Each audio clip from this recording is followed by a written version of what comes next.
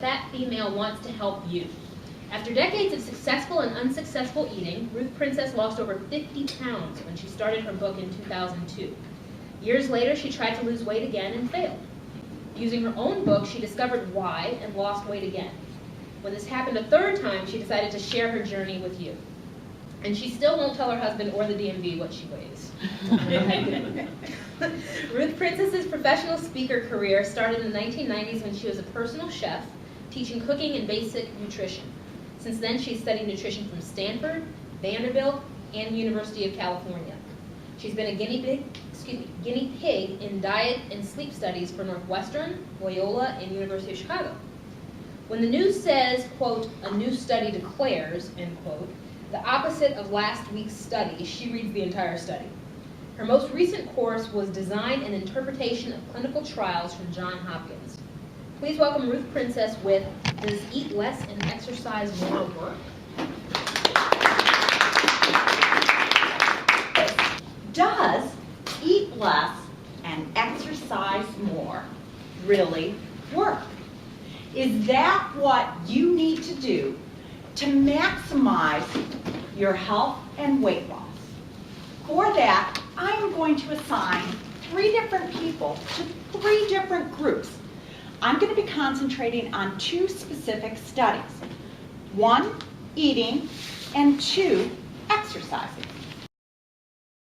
So the first study looked at carbohydrates as your primary diet, so if you could hold that for me, fats as your primary diet, and low glycemic as your primary diet. Now I'm going to refer to these as the SAD diet, nothing personal, but SAD stands for Standard American Diet, and that's about 55% of your calories from carbohydrates. Now the fat diet is most often referred to as the Atkins diet, where 50% of your calories come from fat. And then the low glycemic diet is foods that digest slowly. So things like beans and whole grains.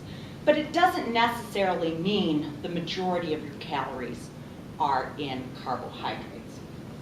So the study looked at these 3 aspects, and what it found, if we could have you flip over the first page, carbohydrates, bananas, grains, proteins, meats, eggs, fat, avocado, the fat from meats, 60% was used for carbohydrates, 20% for protein, 20% for fat. Let's have you flip over.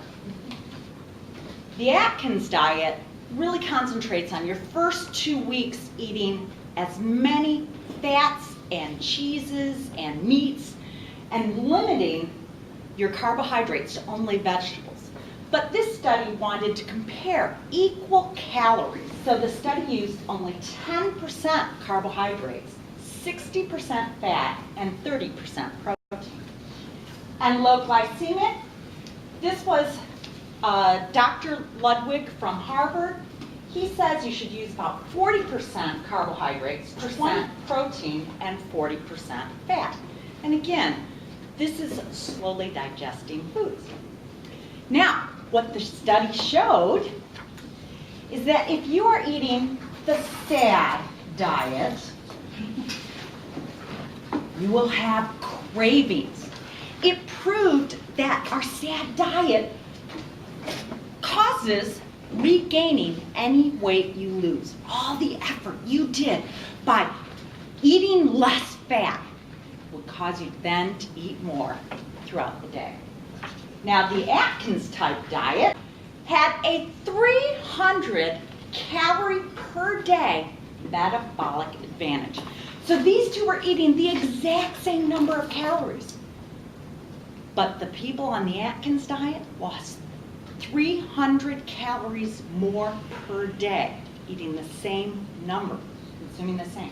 Over an entire year, that are 31 pounds. If you were overweight, wouldn't you love to eat more fat and lose 31 pounds? And then the low glycemic, what they found is you had less stress. less inflammation. You'd be healthy. She lost some weight, about half of between the two, but the body was more relaxed. So let's look at the exercise study.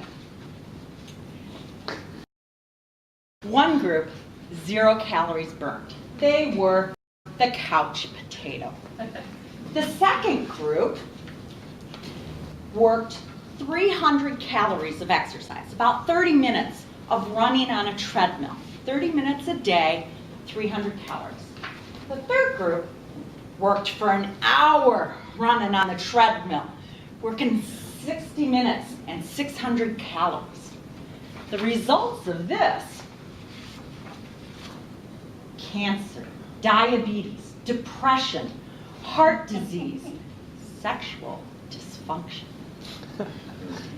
Now, the 300 calories, just a half hour a day, that's all. Lost 550 calories a day. The treadmill said they were losing 300 calories a day. But when they looked over the long-term 12 weeks of the study, the person doing just a half hour was burning 550 calories more per day and would have lost 57 pounds in an entire year. Basically what this says is your body doesn't know math. And to prove it, working 600 calories, that's what the treadmill said, 600 calories. You only lost 480. You were working twice as hard and not getting as much benefit. Yes, you'd lose 50 pounds over the year, but you were working that hard. So does exercising more and eating less really work? Well, what it shows is you need to get off your butt, but you don't need to work your butt off. And the results are: eat more fat, exercise less, and you could lose 88 pounds in 1 year. And you can do any of these diets to lose weight, but to truly maximize the value, you want to get off your butt, but not work your butt off, because exercise provides tons of health benefits. But just moving will provide the weight loss, and eating better will provide the weight loss. So I want to thank all of you for perhaps thinking a little differently when it comes to eat less, exercise more. Just eat right and move more.